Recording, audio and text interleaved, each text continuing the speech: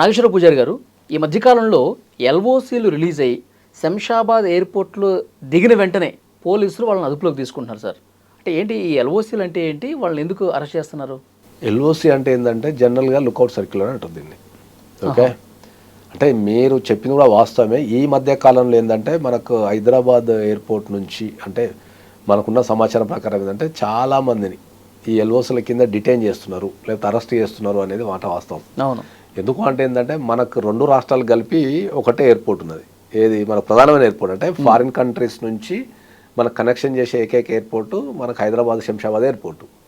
ఈ తెలుగు రాష్ట్రాలలో ఎంతమంది, ఈ రెండు తెలుగు రాష్ట్రాల్లో ఎంతమంది ఫారిన్ ట్రావెల్ చేయాలన్నా కూడా most of the people will go through only మనకు హైదరాబాద్ నుంచే పోతారు. మళ్ళీ రావటం కూడా హైదరాబాద్ నుంచే, ఎందుకంటే ప్రపంచానికి హైదరాబాద్ నుంచి కనెక్షన్ ఉంది కాబట్టి. ఓకే. సో ఎల్ఓసి అంటే ఏంటంటే ఈ భారతదేశంలో ఏ వ్యక్తి అయినా ఒక వ్యక్తి మీద క్రిమినల్ కేసు అయినప్పుడు, ఓకే, ఈ పోలీస్ స్టేషన్కి అటెండ్ కాకుండా, పోలీసు వాళ్ళకు అందుబాటులో లేకున్నా, కోర్టుకు అటెండ్ కాకుండా, ఓకే, ఉన్నప్పుడు ద కోర్టు కానీ లేకపోతే పోలీసు వ్యవస్థ కానీ ఎల్ఓసి రిలీజ్ చేసే అవకాశం ఉంటుంది. ఎవరైనా కోర్టైనా పోలీసులైనా ఎల్ఓసి రిలీజ్ చేసే అధికారం ఉంటుంది. ఓకే. ఓకే, ఎల్ఓసి అనొచ్చు, కోర్టు మనం కోర్టు ఎన్బిడబ్ల్యూ కూడా ఇష్యూ చేసే అధికారం ఉంటుంది. మనం కోర్టులో ఎల్ఓసి రిలీజ్ చేయమని పిటిషన్ వేసుకున్నప్పుడు కోర్టు కూడా ఎల్ఓసి రిలీజ్ చేసే అవకాశం ఉంటుంది. సార్, రెడ్ కార్నర్ నోటీసులు ఎల్ఓసి రెండు వేరు. రెడ్ కార్నర్ నోటీస్ అనేది ఇంటర్నేషనల్ సంబంధించిన ఇష్యూస్ అవన్నీ. స్పెషల్లీ భారతదేశానికి సంబంధించి మాత్రమే LOC, lookout circular. Lookout circular అంటే ఏంది, జనరల్గా మనం అంటే ఒక వ్యక్తి మీద ఒక క్రిమినల్ కేసు అయినప్పుడు ఆ వ్యక్తి దేశంలో ఉండనుకుందాం, దేశం దాటిపోకుండా, అంటే ఏ రూపంలో కూడా దేశం దాటిపోకుండా, అంటే బై ఎయిర్ కావచ్చు, బై షిప్ కావచ్చు, బై రోడ్ కూడా కావచ్చు. అంటే ఈ భారతదేశానికి బయట నుంచి ఎవరు రావాలన్నా పోవాలన్నా ఇవి కంపల్సరీ మ్యాండేటరీ చెకింగ్స్ ఉంటాయి. శంషాబాద్ ఎయిర్పోర్ట్ అంటే ఓన్లీ వాయు మార్గమే కదా సార్? ఎయిర్పోర్టే. షిప్ కూడా నీకు కంపల్సరీ ఇమిగ్రేషన్ అథారిటీస్ ఉంటారు, బై రోడ్ కూడా ఉంటారు. ఓకే. కాబట్టి నీకు ఎవరి మీద ఒక క్రిమినల్ కేసు అయినప్పుడు అతడు పారిపోతాడు అనే అవకాశం ఉంది అనుకున్నప్పుడు పోలీసులు ఎల్ఓసి రిజిస్టర్ చేసే అధికారం ఉంటుంది. అతడు వెళ్ళేటప్పుడు పోలీసులు ఆపేసి, అక్కడ ఇమిగ్రేషన్ అథారిటీస్ ఆపేసి మళ్ళీ పోలీసులకు ఉపయోగిస్తారు. అట్లనే మన మీద క్రిమినల్, మనం ఫారిన్లో ఉంటాం, ఓకే, మన మీద ఇక్కడ క్రిమినల్ కేసు అవుతుంది. క్రిమినల్ కేసు అయిన తర్వాత, ఓకే, మనం దాన్ని అప్పుడప్పుడు నెగ్లెక్ట్ చేస్తాం. నెగ్లెక్ట్ చేయడం ద్వారా కూడా ఎల్ఓసి రిలీజ్ అయ్యే అవకాశం ఉంటుంది. సో అప్పుడు ఎల్ఓసి రిలీజ్ అయిన తర్వాత మనం ఎప్పుడు వచ్చినా మళ్ళీ ఎయిర్పోర్ట్లో దిగగానే పట్టుకొని మళ్ళీ సేమ్ పోలీసులకు అప్పయిస్తారు. ఓకే. ఎల్ఓసి రిలీజ్ అయింది అన్నది వాళ్ళకి కూడా తెలియదా? చాలా మంది చెప్పారు కదా, పార్టీకి చెప్పారు. ఎల్ఓసి రిలీజ్ చేసే పార్టీకి నీకు మీద ఎల్ఓసి రిలీజ్ అయిందని చెప్పారు. అట్లా కాబట్టి నేను అందరికీ చెప్పే సలహా ఏంటంటే ఈ ఎల్ఓసీలు ఎక్కువ ఎక్కడ రిలీజ్ అవుతుంటాయి అంటే మీకు 498 కేసుల్లో రిలీజ్ అవుతుంటాయి. 498 కేసుల్లో రిలీజ్ అవుతుంటాయి. 498 అంటే అత్యాచారం కాదు, భార్యాభర్తలకు సంబంధించి హరాస్మెంట్ కేసులలో రిలీజ్ అవుతుంటాయి అవి. ఓకే. సో దీంట్లో ఇంకో బ్యూటీ ఏముంటుంది ఏంటంటే ఈ భర్త మీదనే కాకుండా అక్కా చెల్లెల మీద, అన్నదమ్ముల మీద కూడా పెడుతుంటారు. ఏది 498 వాళ్ళ మీద కూడా ఎల్ఓసి రిలీజ్ అయ్యే అవకాశం ఉంటుంది. వీళ్ళు కూడా ఫారిన్లు ఉన్నారు అనుకో, వీళ్ళకి పాపం తెలియదు. అందరు ఏమనుకుంటారంటే పంచాయతీ భార్యాభర్తల మధ్యలోనే ఉంది కాబట్టి మాకేం కాదని చెప్పేసి వీళ్ళు కూడా రపక్క దిగుతారు. దిగిన సందర్భాలలో వీళ్ళ మీద కూడా ఎల్ఓసి ఉంటుంది. కాబట్టి ఇమిగ్రేషన్ అథారిటీస్ డిటైన్ చేసి వాళ్ళని మళ్ళీ కన్సర్న్ పోలీస్ స్టేషన్కి అప్పచెప్తారు. ఓకే. ఇది ఎల్ఓసి ప్రాసెస్ జనరల్గా.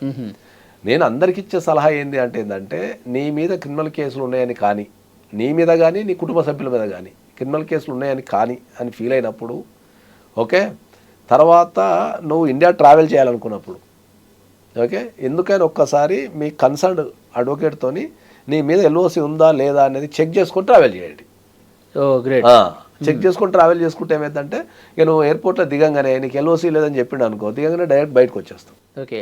ఇప్పుడు ఇక్కడ డౌట్ సార్, పార్టీకి తెలియకుండా వాళ్ళు ఇస్తారు ఎల్ఓసీలు, మరి అడ్వకేట్కి తెలిసే అవకాశం ఉంటుందా? అడ్వకేట్ వెరిఫై చేసుకుంటాడు కదా, పోలీస్ స్టేషన్కి వెళ్ళి కానీ లేకపోతే అఫీషియల్స్తో మాట్లాడి మరి చెప్పాల్సిందే కదా కంపల్సరీ.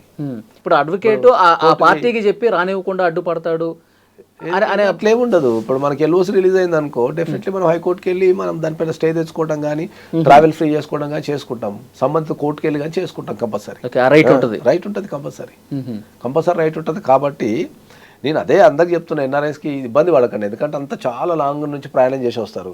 ప్రయాణం చేసి వచ్చేసి మీరు ఎయిర్పోర్ట్లో స్ట్రక్ అయిపోతారు.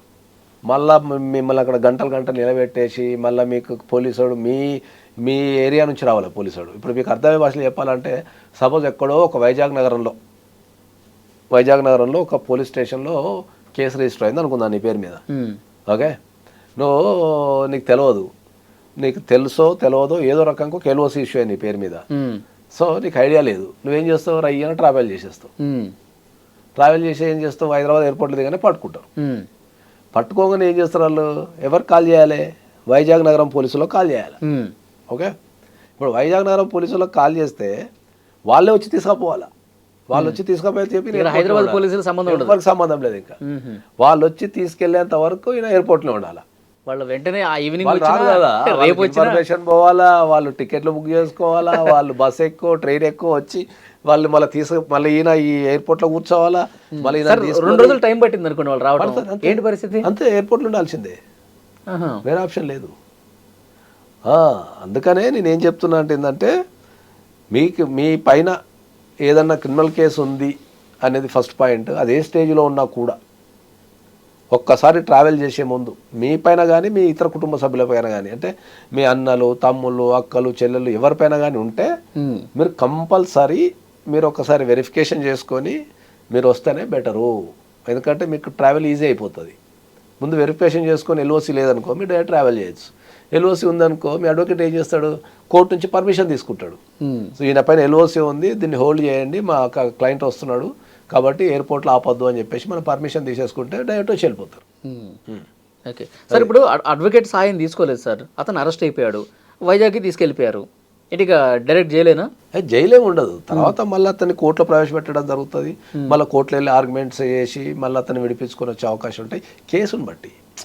ఇప్పుడు ఎప్పుడైనా కూడా ఎన్ని సంవత్సరాల నుంచి ఎల్ఓసి రిలీజ్ అయింది, ఎన్ని సంవత్సరాల నుంచి దొరుకుతాను లేడు, కేసు ఏ స్టేజ్లో ఉంది, దాని తీవ్రత ఎంత ఉంది, ఇతను అరెస్ట్ చేసి జైలుకు పంపాలనా వద్దా అనేది మళ్ళీ ఇదంతా డిస్కషన్స్ మళ్ళీ కోర్టులో జరుగుతాయి.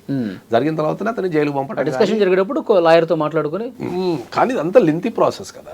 అవును, ఇప్పుడు నువ్వు ఎయిర్పోర్ట్లో 1-2 days ఉండి మళ్ళీ నువ్వు పోలీసు వాళ్ళు తీసుకొని, నువ్వు గౌరవంగా పోవాల్సిన వ్యక్తివి నిన్ను పోలీసు వాళ్ళు తీసుకొని పోలీస్ స్టేషన్ తీసుకెళ్ళి అక్కడ కూర్చోబెట్టి మళ్ళీ అక్కడి నుంచి నిన్ను తీసుకెళ్ళి కోర్టులో ప్రవేశపెట్టి, ఇప్పుడు ఇతను లగేజ్తో వస్తాడు, అలసిపోయి ఉంటాడు ట్రావెల్లో, ఎన్నో ఆశలతో వస్తారు ఇండియాకి, అవన్నీ ఉంటాయి. కాబట్టి ఒక్కసారి ఎవరైనా సరే ఎన్ఆర్ఐస్ వాళ్ళ మీద క్రిమినల్ కేసులు ఉన్నాయని భావించినా, లేకపోతే ఆల్రెడీ ఉంటే ఏ చిన్న అనుమానం ఉన్నా ఒక్కసారి ఒక ఎక్స్పర్ట్ అడ్వకేట్ చేత మీ చేతిలో ఎల్ఓసి ఉందా లేదా అనేది మీరు కనుక మీరు దాన్ని వెరిఫై చేయించుకుంటే మీ ట్రావెల్ ఇష్యూస్ ఉండవు.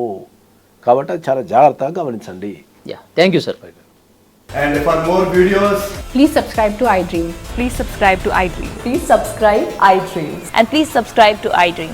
For more videos, subscribe to iDream. please like, share and subscribe to the channel. Congratulations, iDream. Subscribe to iDream. Subscribe to iDream. So subscribe to iDream Media.